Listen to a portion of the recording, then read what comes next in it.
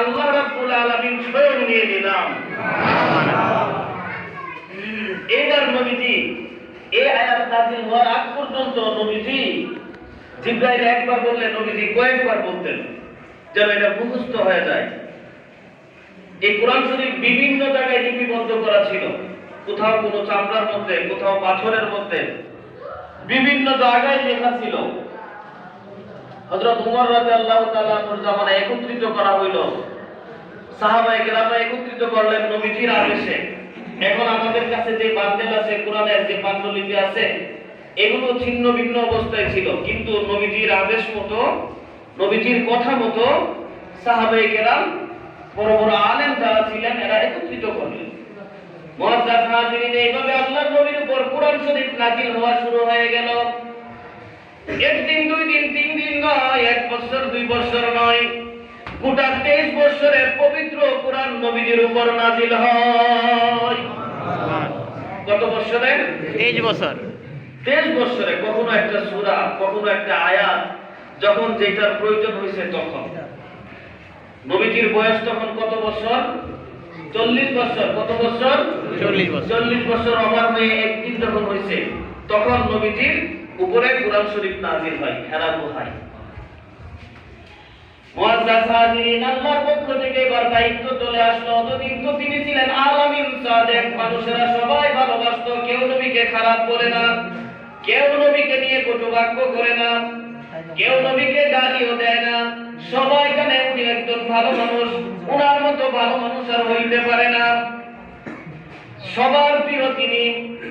এইবার যখন কোরআন নাযিল হওয়া শুরু হয়ে গেল, আল্লাহর পক্ষ থেকে নবীজির উপর আদেশ আসলো, অনজির আশিরাতাকাল আকরাবিন, ও নবী, সর্বপ্রথম আপনি দাওয়াত দেন আপনার আত্মীয় স্বজনকে, আপনার গোষ্ঠীর মানুষকে দাওয়াত দেন, আপনার পরিবার বর্গকে দাওয়াত দেন, আপনার বংশের মানুষদেরকে দাওয়াত দেন। ওয়ানজির আশিরাতাকাল আকরাবিন, আল্লাহর পক্ষ থেকে যখন এবার আসলো দিন প্রচার করার জন্য, সর্বপ্রথম কাকে দাওয়াত দেওয়ার জন্য বলছেন? আপনজনদের। আল্লাহর নবী রাহমাতুল লিল আলামিন আবু বকর ছিল নবীজির বাল্যকালের বন্ধু। হযরত আবু বকর রাদিয়াল্লাহু তাআলা নবীজির বাল্যকালের বন্ধু ছিল। নবীজি দাওয়াত দিলেন আবু বকরকে, আবু বকর, ছোটবেলা থেকেই তুমি আমার বন্ধু। আবু বকর, আল্লাহর পক্ষ থেকে আমাকে রিসালাত দান করা হয়েছে, আল্লাহর বাণী অহরহ আমার কাছে আসতেছে, আল্লাহর পক্ষ থেকে আমাকে মনোনীত করা হয়েছে নবী রাসূল হিসাবে।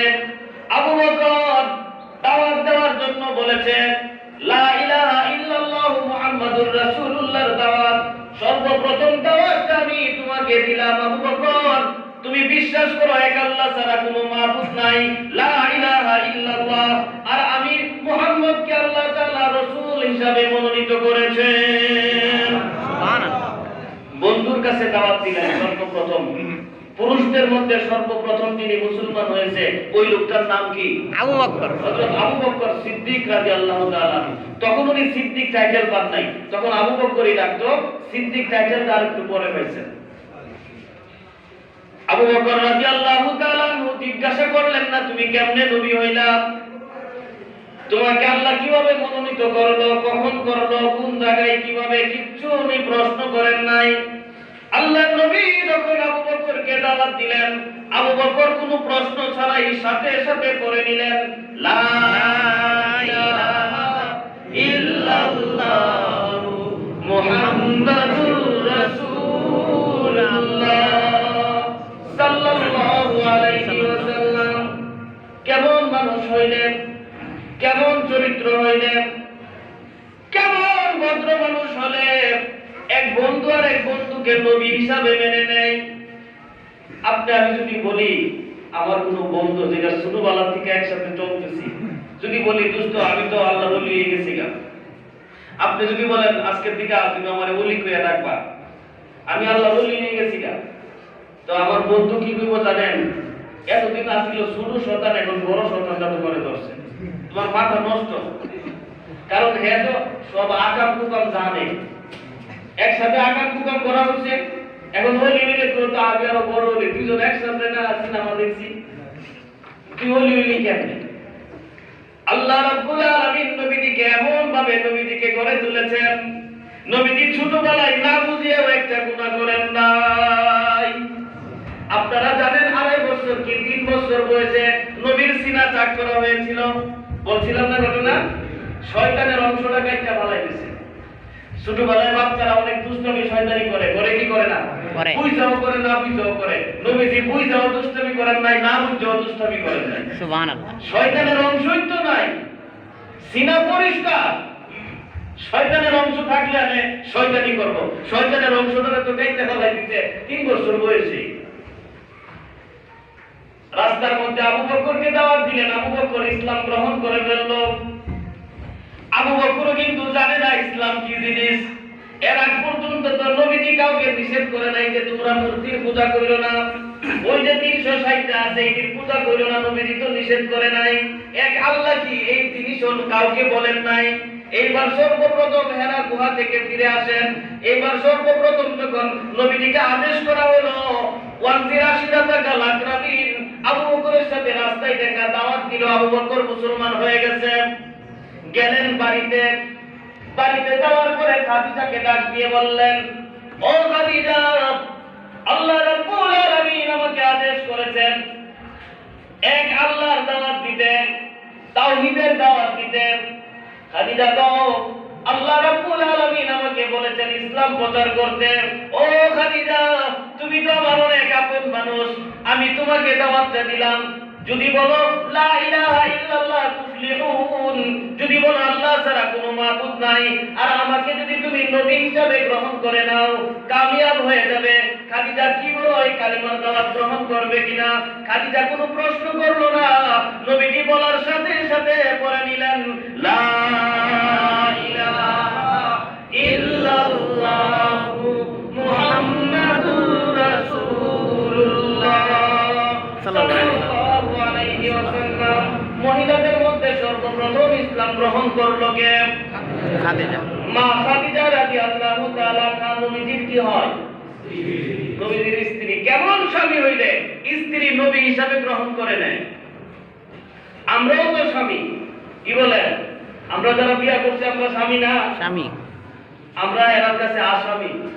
এরা সব জানে, আগা মাথার থেকে মাথা পর্যন্ত সব জানে। আর যে ব্যবহার তাদের সাথে করি, যদি কোনো সময় এই কথা নবী তো আর যেত না, যদি কোনো সময় এই কথা কই যে বলিয়ে গেছি গা, তোমার বড় সন্তানটা ধরছে। কারণ হলো আমাদের স্ত্রীদের সাথে আমাদের আচরণ এরকমই হয়েছে, এরা কোনোদিন বিশ্বাসই করতে চায় না যে আমরা ভালো হয়ে গেছি। যদি ভালো হয়ে যায় তো অভিনয় করে। এখন আর আগের মতো বিড়ি সিগারেট গাঁজা মান্দা খান আর কি একটু ভালো নামাজ পড়ে তো দেখছি 2 দিনের অভিনয় আবার এই কামই শুরু করে দিল, বিশ্বাসই করতে চায় না। অথচ নবী হিসেবে পরিপূর্ণ দিন যে ধর্মের উপরে ছিল, আবু বকর তো তখন আরেক ধর্মে ছিল, আরেক বিশ্বাসী ছিল, বাপদাদার ধর্ম। খাদিজা তখনও তো বাপদাদার ধর্ম, যদিও ওইভাবে মূর্তি পূজা করতো না, তারপরে তো ওই ধর্মের উপরই ছিল। খাদিজার চাচাতো ভাই ছিল খ্রিস্টানদের একজন বড় আলেম, ওয়ারেকা। তো যাই হোক, এবার বন্ধু আপন মানুষ, স্ত্রী আপন মানুষ কি হলো? মুসলমান হয়ে গেল। আল্লাহর নবী রাহমাতুল লিল আলামিন চিন্তা করলেন আমার গোষ্ঠীর মানুষকে দাওয়াত দেওয়া দরকার, আমার আপন মানুষ সবাইকে আমি দাওয়াত কিভাবে দেই? ওই সময় আরবের একটা প্রথা ছিল, কেউ যদি পাহাড়ের চূড়ায় দাঁড়াইয়া ডাক দিত, তখন মনে করতো যে কোনো বিপদ আসতেছে। এটা হলো পাগলা ঘন্টার মতো জরুরি আলাম। কেউ ডাক দিলে, ওই পাহাড়ের চূড়ায় দাঁড়াইয়া ডাক দিলে, গোষ্ঠী নিয়ে ডাক দিলে, সমস্ত গোষ্ঠীর মানুষ জমা হয়ে যেত। মনে করতো কোনো বিপদ আসন্ন, এখানে কোনো জরুরি পরামর্শ হবে, কথা হবে। আল্লাহর নবী রাহমাতুল লিল আলামিন চলে গেলেন পাহাড়ে, ডাক দিলেন আব্দুল মুত্তালিবের গোষ্ঠী কোথায় আসো, বনি হাশিম কোথায় আসো, ও কুরাইশের বংশের মানুষেরা সবাই এদিকে চলে আসো। আল্লাহর নবী তখন তো সবার কাছে বিশ্বস্ত আলামিন সাদেক, নবীজি যখন ডাক দিলেন সমস্ত মানুষেরা, নর নারী বালক বৃদ্ধ সবাই চলে গেল ওই ডাকে, পাহাড়ের এখানে যাই একত্রিত হয়ে গেল। এবার নবীজি বলেন সবাই যখন চলে আসছে, নেতারাও চলে আসছে, সবাই আসছে, মুহাম্মদ কেন ডাক দিলা, কি এমন বিপদ সামনে, কেন আমাদেরকে একত্রিত করলাম? আল্লাহ নবী রাহমাতুল লিল আলামিন বলেন, আমি যদি আপনাদেরকে বলি এই পাহাড়ের ওই পাশে আমাদের শত্রু আছে, শত্রুরা উৎপেতে আছে, যে কোনো সময় হামলা করে আমাদেরকে ধ্বংস করে দিবে, আপনারা কি কথা বিশ্বাস করেন? তো 100 বার বিশ্বাস করব। তোমার জীবনে এই পর্যন্ত তোমার এই বয়সে একটা মিথ্যা কথা বলতে দেখি নাই। আমরা অবশ্যই বিশ্বাস করব এই কথা। আল্লাহ নবী রাহমাতুল লিল আলামিন তখন ডাক দিয়ে বলেন, শুনেন, আপনাদের ভাগ্য বড় ভালো, আপনাদের বংশ থেকে আল্লাহ রাব্বুল আলামিন একজন শ্রেষ্ঠ নবী নির্বাচন করেছেন। আপনাদের কপাল বড় ভালো, আল্লাহ তাআলা আপনাদের রক্তের বংশের থেকে আল্লাহ তাআলা নবী নির্বাচন করেছেন, রাসূল হিসাবে নির্বাচন করেছেন আমাকে। এ আমার বংশের মানুষেরা, আমার চাচারা, আমার ফুফুরা, আমার বাতিজারা, আমার ভাইয়েরা, সবাইকে লক্ষ্য করে বলছি, আপনারা এখন থেকে এক আল্লাহর ইবাদত করা শুরু করে দেন। এই সমস্ত দেবদেবীর ইবাদত পূজা ছেড়ে দেন। আপনারা সকলে পড়ে দেন, লা ইলাহা ইল্লাল্লাহু মুহাম্মাদুর রাসূলুল্লাহ সাল্লাল্লাহু আলাইহি ওয়াসাল্লাম। আল্লাহর নবী যখন সবাইকে জমা করে এই কথা বললেন, তাওহীদের দাওয়াত দিলেন, কালিমার দাওয়াত দিলেন, তখন আবু লাহাব ছিল একজন সর্দার টাইপের মানুষ। আবু লাহাব, লাহাব হলো অগ্নি ফুসলিঙ্গকে লাহাব বলা হয় আরবিতে, যে আগুনের ফুসলিঙ্গ, এটা আগুনের লাল আভাটা আছে, আগুনের উপরের ভাগটা লাল থাকে না, এটা এই লাহাবের বাপ। আবু লাহাব হলো লাহাবের বাপ। টকটকে সুন্দর ছিল, যখন টুকা দিলে রক্ত বের হবে, এত সুন্দর ছিল তার চেহারা। আবু লাহাবের সন্তানরা ছিল। আল্লাহ নবীর 2 মেয়ে আবু লাহাবের 2 ছেলের কাছে বিয়েও দিছিলেন, তখন বিয়েও দিছিলেন। তখন আবু লাহাব নবীজির একদিকটা হলো বিয়াই, আরেক দিকটা হলো ভাতিজা। আর আবু লাহাবের স্ত্রী আছে হাম্মালাতাল খাতাব, কুরআন শরীফের ভাষায় লাকড়ি টুকাই না এক মহিলা, এ পাহাড়ে যাইয়া লাকড়ি সংগ্রহ করত। আবু লাহাব একটু আগে গেছে। নবীজি যখন এই কথা বললেন যে আপনারা এক আল্লাহর ইবাদত করেন, এক আল্লাহ ছাড়া আর কোনো মাবুদ নাই, আর আমি মুহাম্মদকে আপনারা রাসূল হিসাবে মেনে নেন, আমি আল্লাহর পক্ষ থেকে একজন নির্বাচিত, একজন প্রেরিত রাসূল, আপনারা এই কথা মেনে নেন। আবু লাহাব সামনে যায় বলে, তাব্বান লাকা লিহাযা জামাতানা, তোমার বংশ হোক, তাব্বান লাক, তোমার বংশ হোক, লিহাযা জামাতানা, এই কথা বলার জন্য আমাদেরকে এখানে একত্রিত করেছো, আর আমরা মূল্যবান কাজ ফেলে দিয়ে তোমার ডাকে এখানে আসছি, তোমার বংশ হোক। আবু লাহাব নবীজিকে ধিক্কার দেয়, নবীজির ধ্বংস কামনা করে। আমরা কখনো বাপ দাদার ধর্ম আমরা ছেড়ে দিব না। এটা কোন ধরনের কথা তুমি বলো? একজন খুদা আবার পৃথিবী কেমনে চালাইবো? 360 খুদাই পারতেছে না, হিমশিম খাইতেছে। 360 এই পারতেছে না, আমরা পাল্টাই একটা করে বছরে বছরে পাল্টাই। তো এই খুদা 1 বছর এটার ক্ষমতা আউট, এরপরে মেলা হইব, ওই মেলার মধ্যে পর থেকে আবার খুদা বানায় আনবা।